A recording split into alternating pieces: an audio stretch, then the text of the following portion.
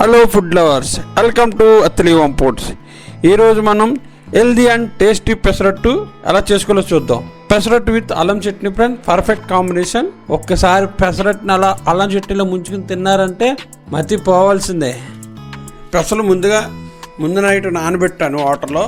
నానబెట్టడం వల్ల ఏంటంటే బాగా నాని మన దోశలు అనేవి బాగా వస్తాయి. దోశలోకి పర్ఫెక్ట్ కాంబినేషన్ అల్లం చట్నీ. సో మనం ముందుగా అల్లం చట్నీ ప్రిపేర్ చేసుకున్నాం. 2 స్పూన్లు ధనియాలు, 1 స్పూన్ జీలకర్ర, ఒక 3 స్పూన్లు పచ్చెనగపప్పు, 10 ఎల్లుల్లిపాయ రెబ్బలు తీసుకోవాలి. అలాగే చిన్నపాటి బెల్లం ముక్క, అలాగే మనం వాటర్లో నానబెట్టుకున్న చింతపండు అంతా కాదు ఫ్రెండ్స్, కొద్దిగా నానబెట్టుకోండి. అలాగే అల్లం చట్నీకి అల్లం లేకపోతే బాగోదు కదా. సో ఇప్పుడు మనం 10 పచ్చిమిరకాయలు ముక్కల కింద కోసుకుని అల్లాలు నీట్గా కడుక్కొని తొక్క తీసుకుని ఇలా స్లైసెస్ కింద కట్ చేసుకోవాలి. సో మన పెసరట్టులోకి అల్లం చట్నీ కావాలి కాబట్టి ముందుగా అల్లం చట్నీ రెడీ చేసుకుందాం. సో మనం పొయ్యి వెలిగించుకుని బౌల్ పెట్టుకుని అందులో కొద్దిగా ఒక 3 స్పూన్స్ ఆయిల్ వేసుకోండి. జస్ట్ 2 స్పూన్ ఆయిల్ వేసుకుని అందులో మనం ముందుగా తీసిన శనగపప్పు, కొంచెం శనగపప్పు బాగా ఫ్రై అయ్యేటట్టు చేసుకోండి.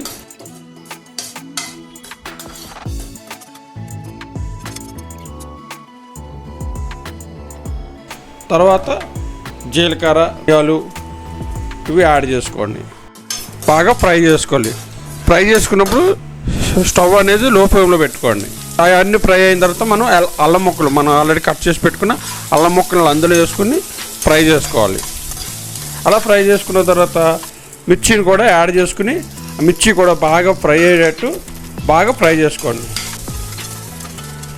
అలా ఫ్రై చేసిన తర్వాత స్టవ్ ఆఫ్ చేసుకుని వాటిని మనం మిక్సీ జార్లో తీసుకుందాం. మిక్సీ జార్లో వేసుకున్న తర్వాత బాగా మెత్తగా వచ్చేటట్టు మిక్సీ పట్టాలి. అలాగే చిన్న బెల్లం ముక్క తీసుకుని మెత్తగా దంచి అందులో వేసుకోండి. మెత్తగా వేయడం వల్ల అంటే మిక్సీలో మనకి బాగా మిక్స్ అవుతుంది. సో మనం మిక్సీ పట్టేసాం.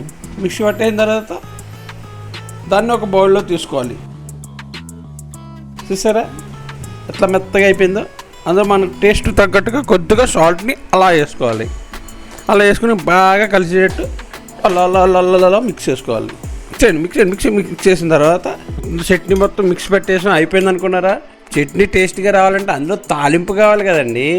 ఆ తాలింపు కోసం మనం కొద్దిగా 1/2 టీ స్పూన్ పచ్చెనగపప్పు, ఆవాలు, లైట్గా జీలకర్ర తీసుకుని ఫ్రై అయిన తర్వాత ఒక ఎండుమిరపకాయ ముక్కలు చేసి కొద్దిగా అలా కరివేపాకు రేకులు అలా వేసి గిరగిర తిప్పి కొద్దిగా ఇంగువ యాడ్ చేయండి. మేము మామూలుగా ఇంగువ వాడతాం, మీకు కావాలంటే వాడుకోవచ్చు, లేదంటే వదిలేయచ్చు. అంతా మిక్స్ అయిన తర్వాత అలా చట్నీలో తీసుకుని అలా వేసారంటే మన సౌండ్ అంతే, మనకు టేస్టీ చట్నీ రెడీ. ఇప్పుడు మనం దోశలు రెడీ చేసుకుందాం. దోశలకు కావాల్సిన పిండి రెడీ చేసుకుందాం. మనం ముందుగా నానబెట్టుకున్న పెసలను అలా మిక్సీ జార్లో వేసుకుని మెత్తగా జర్రమని మిక్సీ ఆన్ చేసుకుని మెత్తగా చేసుకోవాలి. అలా మెత్తగా అయిన తర్వాత దాన్ని మనం ఒక బౌల్లో తీసుకోవాలి. అయిపోయింది, మనకి పిండి కూడా రెడీ. ఇప్పుడు దోశలు ఎలా వేసుకోవాలో చూస్తున్నాం. అలా స్టవ్ వెలిగించి ఇలా ప్యానం పెట్టుకుని అలా కొద్దిగా అలా నూనె చిలకరించి దోశల పిండి వేసి అలా పెద్దగా వచ్చేటట్టు తిప్పితే ఫ్రెండ్స్,